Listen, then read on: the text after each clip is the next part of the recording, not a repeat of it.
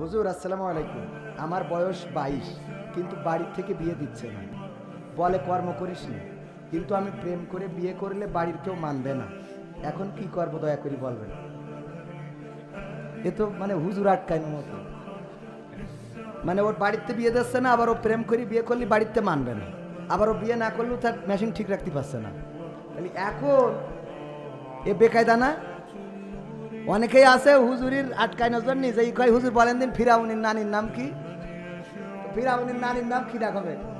কেউ যদি বলে হুজুর নমরুদ্দিন নানির শাশুড়ি কিডা ছিল, বলেন দিন একে খুঁজে পাওয়া সম্ভব? এখন তোমার 22 বছরে এত ঝোঁক লাগে কানতে, পাকামো কুতাগার। আর বেকার রয়েছাও কেন? এটা ইজি বাইক কিনে চালাই বেড়াও, এটা ফার্মেসিতে যাও, যে ওষুধ বিক্রি করো। এখানে এত চালির আড়ত, আড়ত নাকি চালির মিল কারখানা, এখানে এসে যে মহিলারা সাবডা টানে চাল ধান নেড়ি দেয়, এখানে আসো, কাজ দরকার হলে সভাপতি দেবে। এ কিটা কোন পাকাম ওইখানে আমার সামনে আয়, তোর চাকরির ব্যবস্থা করে বিয়ের ব্যবস্থা করে স্টেজতে নামবো আজকে, হ্যাঁ? ঠিক আছে না? আইসো বেকার কিডা, আইসো চাকরি তোমাকে কটা লাগবে? আওয়ামী লীগ সরকার ক্ষমতায় থাকতো, যদি তোকে চাকরি না থাকে তা তোর তো মানুষ না তোরা, হ্যাঁ? আবার নিচে কি লিখেছে, এই হ্যালো পরিমণির সাথে একটু কথা বলবেন। কে পরিমণির সাথে বিয়ে পুষতে চাও? পাখামো ও খালি আছে বলে যে তোমার সাথে বিয়ে বসবে, এত পাখামো মনে করি না। যাক ভালো, মাহিয়া মাহি চাও না, মাহিয়া মাহি আবার দুই দিক থেকেই ফেল করেছে, স্বামীর দিক থেকেও ফেল, ভোটের দিক থেকেও ফেল। ফেল করবে না?